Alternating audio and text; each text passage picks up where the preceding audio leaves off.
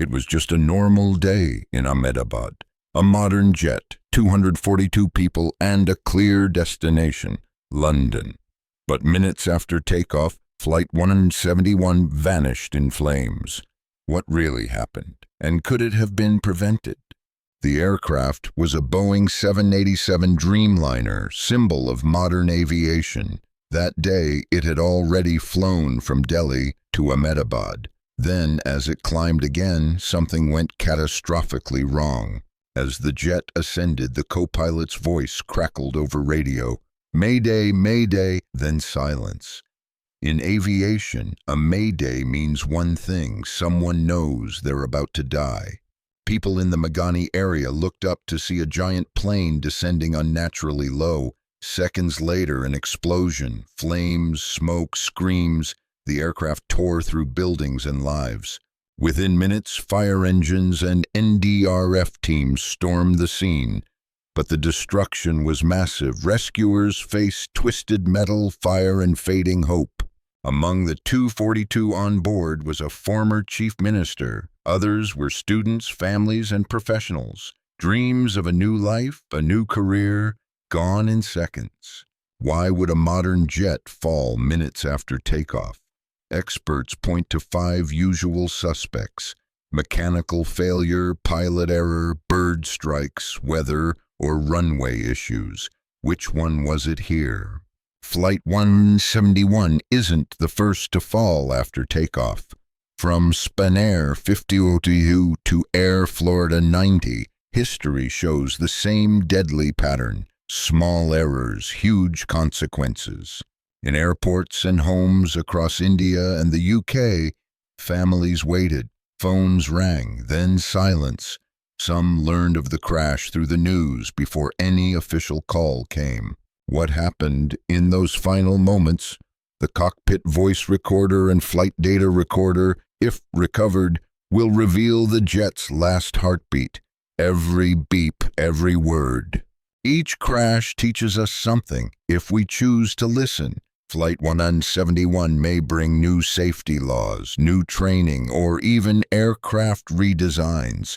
But for many, it came too late. Behind the number 171 were real names, real lives. Let this not just be a news headline, but a reason to fly smarter, safer, and never forget. Within hours, international headlines picked up the story. Aviation experts from Europe, the US, and the Middle East demanded answers.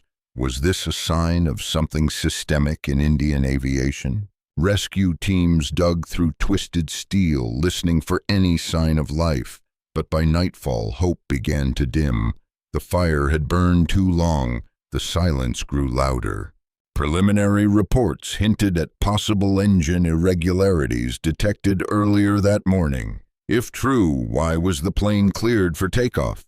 A tragic case of oversight. With a VIP on board and national headlines blazing, political leaders called for accountability. The aviation minister vowed transparency, but critics demanded resignations. The UK offered investigative support, sending aviation analysts to assist. Boeing, too, released a statement expressing condolences and pledging cooperation. For the families, though, support came too late. Was it mechanical, or did human factors play a role? Fatigue, miscommunication, stress, these unseen forces have caused many tragedies. The cockpit may tell more than just technical failure. Authorities claim the weather was normal, but eyewitnesses spoke of a sudden wind gust. Could microburst or wind shear have sent the plane downward within seconds? The Boeing 787 had once been grounded worldwide for battery issues. Though resolved, every crash raises old questions. Is high-tech always safer, or does it carry new risks?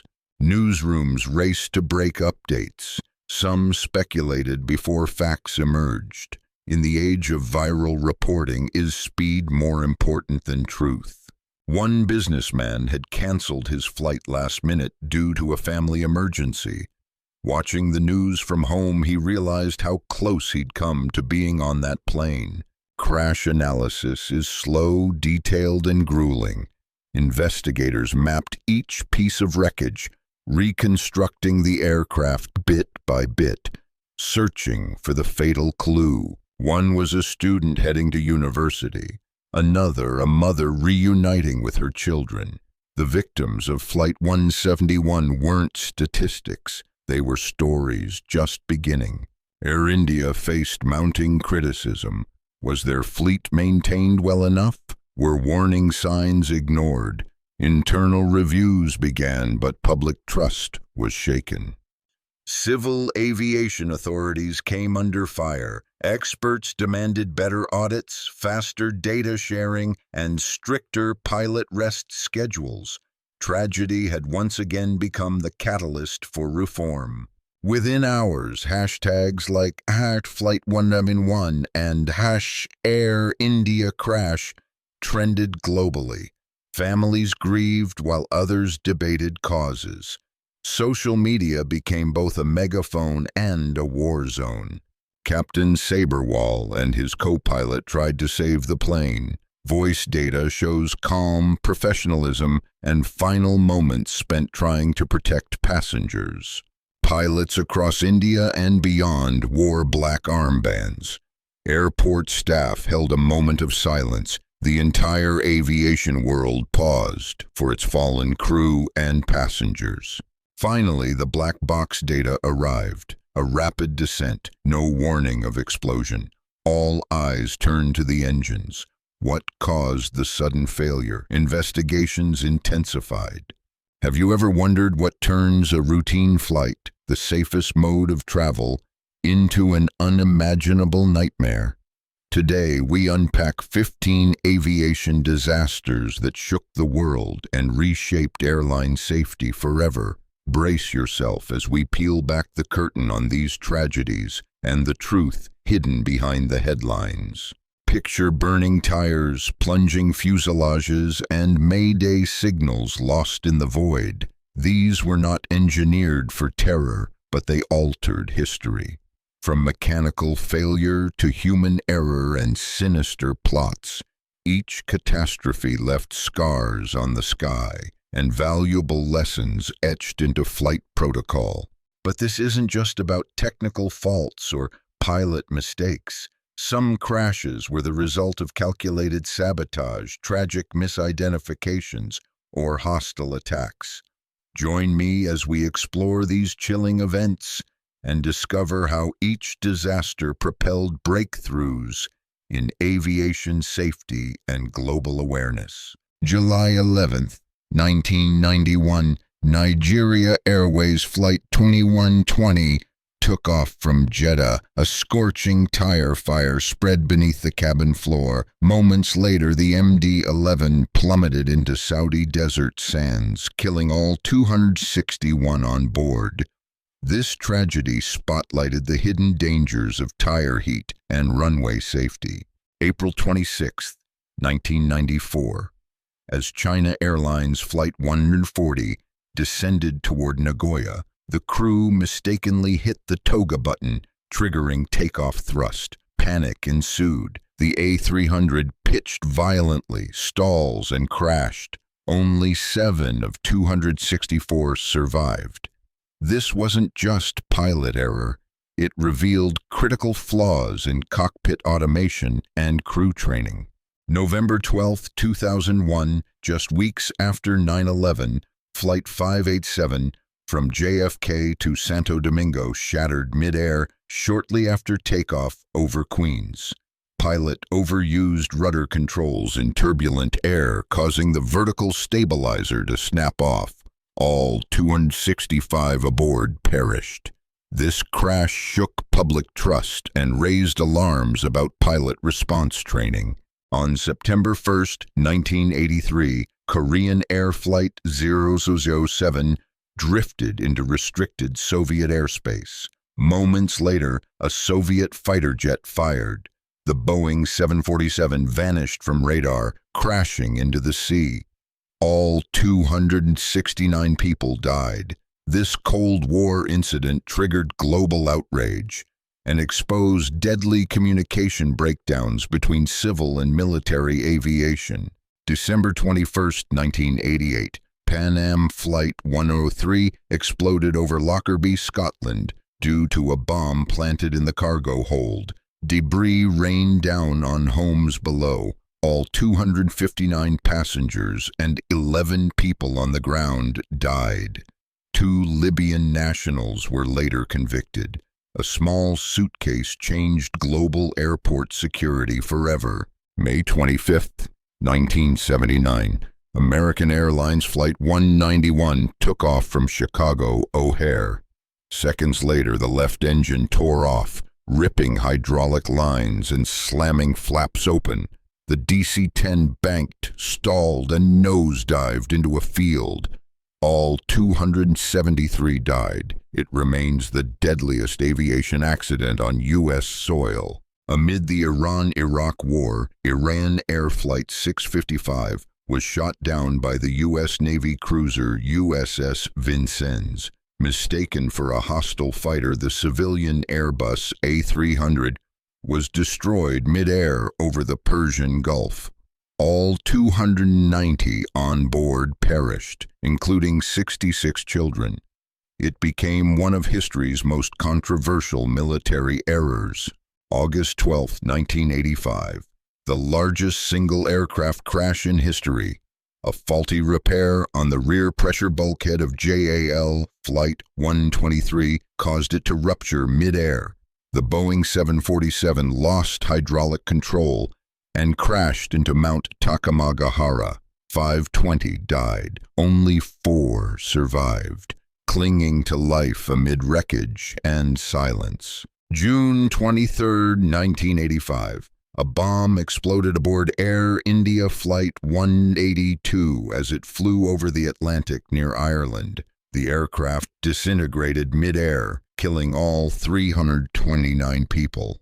Investigation revealed Sikh extremists planted the bomb. It remains the deadliest terrorist attack involving an aircraft before 9/11.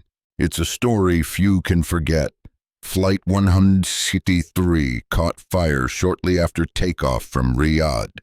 The plane made a safe landing, but rescue crews found all 301 on board had already died from toxic smoke. They never opened the doors.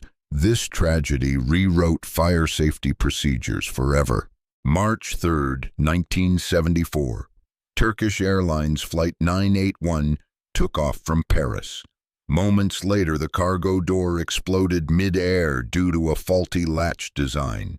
The resulting decompression tore apart the floor, severed control cables, and the DC-10 plummeted into the Ermenonville forest.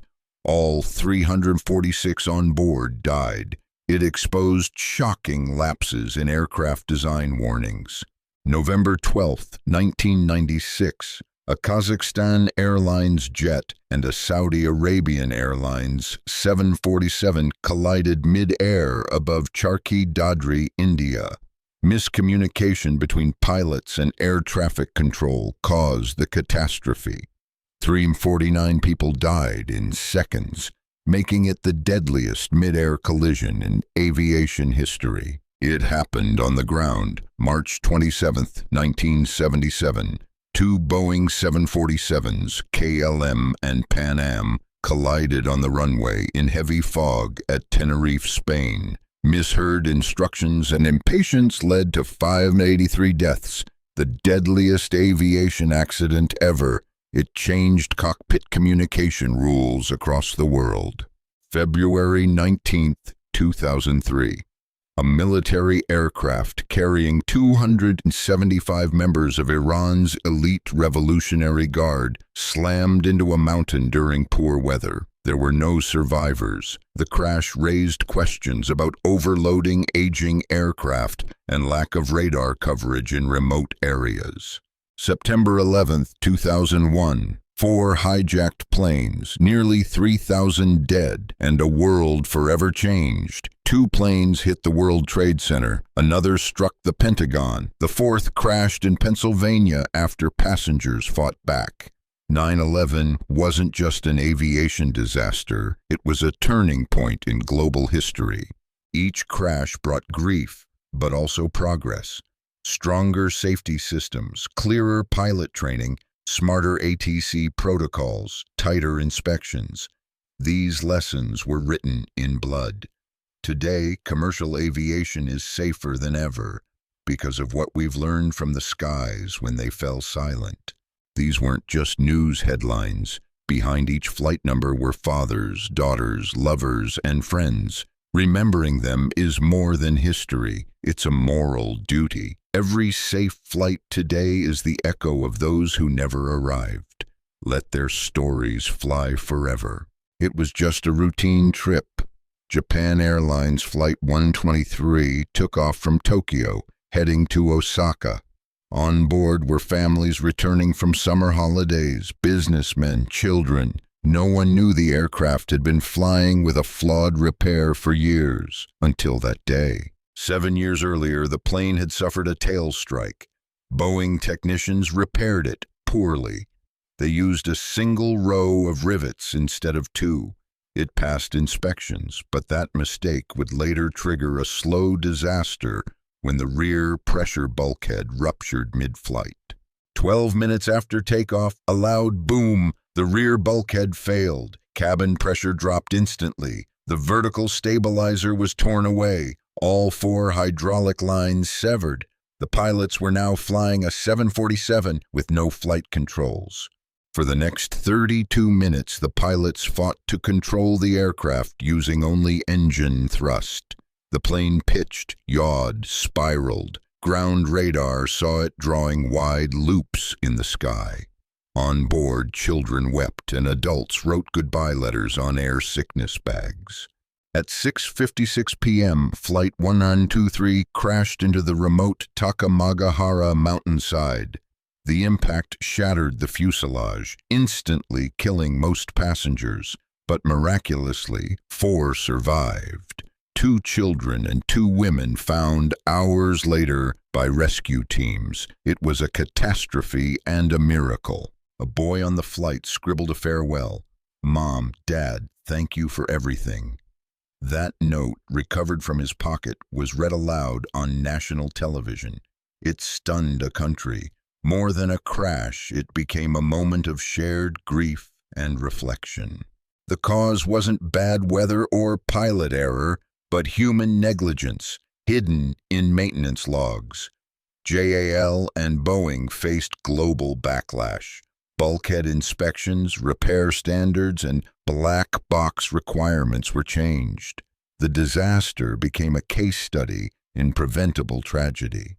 Just days before Christmas, Pan Am 103 took off from London Heathrow, bound for New York. The passengers were students, tourists, businessmen, and families heading home. None knew they were sitting above a bomb hidden in the cargo hold beneath their feet. At 7:03 p.m. over the Scottish town of Lockerbie, a suitcase bomb detonated. The plane disintegrated instantly. The cockpit fell miles away from the tail. Debris rained over 800 square miles. All 259 people on board were killed. But that wasn't the end of the tragedy. Fragments of the aircraft slammed into homes in Lockerbie. One section destroyed an entire block of houses. 11 residents were killed as fiery wreckage tore through roofs and streets. Christmas lights still glowed in windows when flames engulfed the neighborhood. Lockerbie became a scene of horror. Rescue workers, locals, and clergy walked through gardens scattered with clothes, toys, and passports. A college semester abroad had turned into a mass memorial. Syracuse University alone lost 35 of its students in the bombing. It took years to trace the bomb. A Toshiba radio cassette player had concealed Semtex explosives. 2 Libyan intelligence agents were charged. Only one, Abdelbasit al-Megrahi, was convicted. His release in 2009 sparked international outrage. Many families still feel justice was never served. Before Lockerbie, Airport security barely checked baggage transferred between flights. After Lockerbie, unaccompanied luggage became a red flag. X-ray protocols, explosive detection systems, and international coordination all changed. One suitcase rewrote global aviation policy and still echoes in every security line today. Each year, students and families gather at memorials in Lockerbie and Syracuse. A tree is planted, a name is read. Pan Am 103 was more than a bombing. It was a shared tragedy across oceans. In remembering, we protect the future. March 27, 1977, two Boeing 747s, Pan Am and KLM, weren't supposed to be at Tenerife. A terrorist bombing in Gran Canaria had diverted all traffic to the small Los Rodeos airport. The runway was crowded, the fog thick, and radio frequencies overwhelmed. By late afternoon, visibility had dropped to almost zero. The control tower couldn't see the runway. Pilots couldn't see each other. KLM 4805 began taxiing for takeoff. Meanwhile, Pan Am 1736 was instructed to follow. But a misheard message would prove fatal. KLM's captain, eager to leave, believed he had clearance. He said, "We are now at takeoff."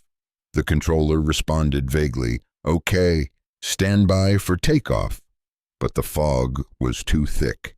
Pan Am was still taxiing on the same runway. The stage was set. KLM accelerated to takeoff speed, unknowing.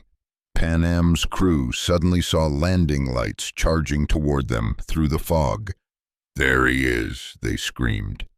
The Pan Am pilots turned hard left, but it was too late. The KLM jet lifted slightly. Its nose cleared the Pan Am, but its engines and landing gear sliced through the other fuselage. Both planes erupted into flames. 583 people died.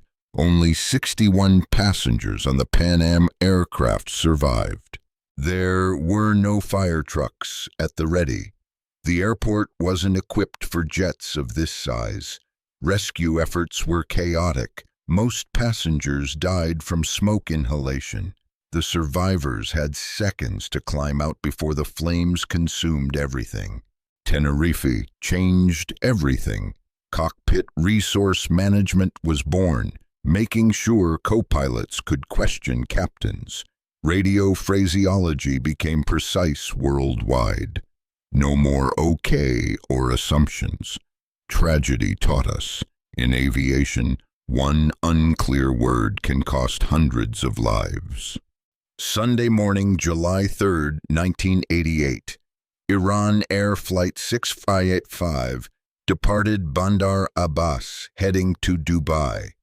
It was a short, routine flight. On board were families, business travelers, and children, but above the Persian Gulf, a U.S. Navy cruiser had locked onto something it believed was a threat. The USS Vincennes, a guided missile cruiser, patrolled the Gulf during the Iran-Iraq War. Tensions were high minutes before it had engaged Iranian gunboats. Radar picked up an aircraft taking off and climbing. The crew mistook it for an F-14 Tomcat, a deadly assumption. Despite the airliner's commercial signal, the Vincennes crew misread its flight path. They believed it was descending to attack. 2 surface-to-air missiles launched. At 10:24 a.m., the Airbus exploded mid-air. All 290 aboard, including 66 children, died. No warning, no chance to evade. Bodies, toys, seat cushions, and sandals floated in the oil-slicked water. Fishermen reached the wreckage first. There were no survivors. Families found out hours later, watching the news, seeing images of passports and baby clothes pulled from the sea.